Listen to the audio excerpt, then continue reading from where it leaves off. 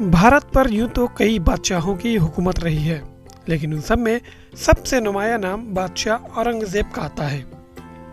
औरंगज़ेब को आमतौर से दूसरे मज़ाहिब के तई तंग नज़र और इस्लामी अकायद के पैरोकार बताया जाता है, लेकिन उनकी ज़िंदगी के कई ऐसे दिलचस्प पहलू हैं जिसमें इन दावों की कलई खुलती नज़र आती है। मुगलिया अहद में सबसे ज़्यादा बोली जाने वाली और दरबारी ज़ुबान फ़ारसी थी। फ़ारसी के साथ अरबी ज़बान का भी इस्तेमाल होता था, लेकिन कम लोग ही जानते हैं कि बादशाह औरंगज़ेब को फ़ारसी और अरबी के साथ हिंदी ज़बान पर भी उबूर हासिल था। अंदरूनी खाना औरंगज़ेब हिंदी ज़बान ज़्यादा इस्तेमाल करते थे। हिंदी की मुख्तलिफ कहावतें उन्हें याद थीं, जिसे वो आम लोगों के दरमियान बातचीत में बोला करते थे। औरंगज़ेब अपनी तरह अपने बेटे आज़म शाह को भी फ़ारसी और अरबी के साथ साथ हिंदी ज़ुबान का माहिर बनाना चाहते थे, और उसके लिए उन्होंने अपने मोतमिद ख़ास मिर्ज़ा ख़ान इब्न फ़खरुद्दीन मोहम्मद से खुसूसी तौर पर फ़ारसी के साथ हिंदी अल्फाज की किताब तैयार कराई, जिसमें मुख्तलिफ उलूम जैसे तिब, मौसीकी, पंगल, हयत, नुजूम और कुछ दूसरे हिंदी उलूम के अल्फाज शामिल थे। ये किताब तोहफ़तुल हिंद के नाम से सन 1674 में शाये हुई थी, जिसके नुस्खे पूरी दुनिया में सिर्फ 7 जगह हैं। इनमें से 2 नुस्खे इस वक्त बिहार के दारुल हुकूमत पटना की मशहूर खुदा बख्श लाइब्रेरी में मौजूद हैं। ज़माने में जो बादशाह हैं वो अपने बेटे को हिंदी सिखाना चाह रहे हैं।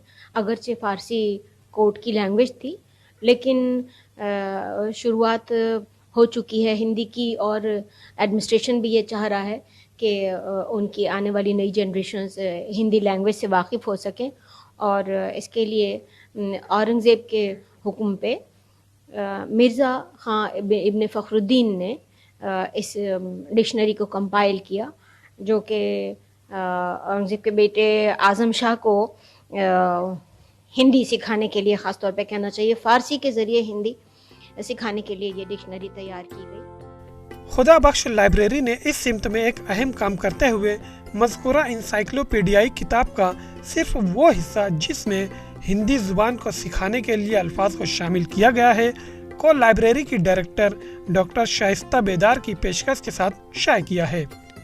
इस डिक्शनरी की ख़ास बात यह है कि इसे आसान अल्फाज में मरतब किया गया है। पहले फ़ारसी के अल्फाज, उसके बाद हिंदी के, और फिर फ़ारसी में उसके अल्फाज की अदायगी और तशरीह की गई है।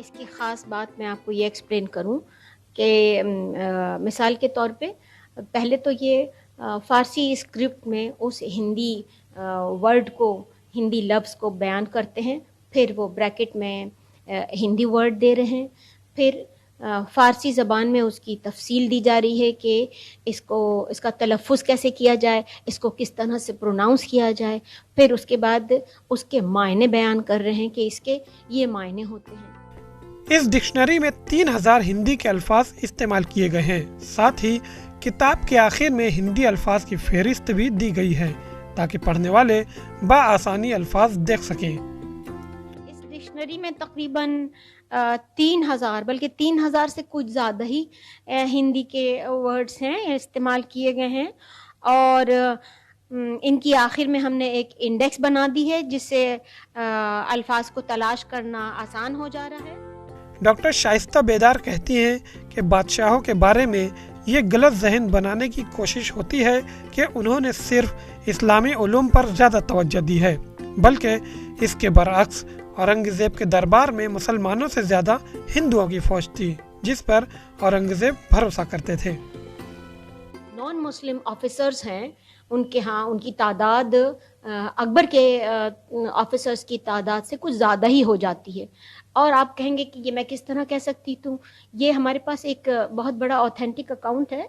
प्रोफेसर ओम प्रकाश ने रिसेंटली, कहना चाहिए हमारे यहाँ इसका 8वां नवा एडिशन किताब का आया है, मुग़ल हिस्ट्री पर औरंगज़ेब के ऊपर इन्होंने एक नई दृष्टि करके किताब लिखी। डॉक्टर शाइस्ता बेदार कहती हैं कि डिक्शनरी मुरतब करके शाये करने का मकसद ये है कि इस तरह की नादिर चीज़ों को आम किया जाए, ताकि इस बारे में अवाम ज़्यादा से ज़्यादा उस अहद की सरगर्मियों के मुतालिक जान सकें कि उस अहद में भी बादशाहों के ज़रिए हिंदी ज़ुबान की आबियारी की जा रही थी।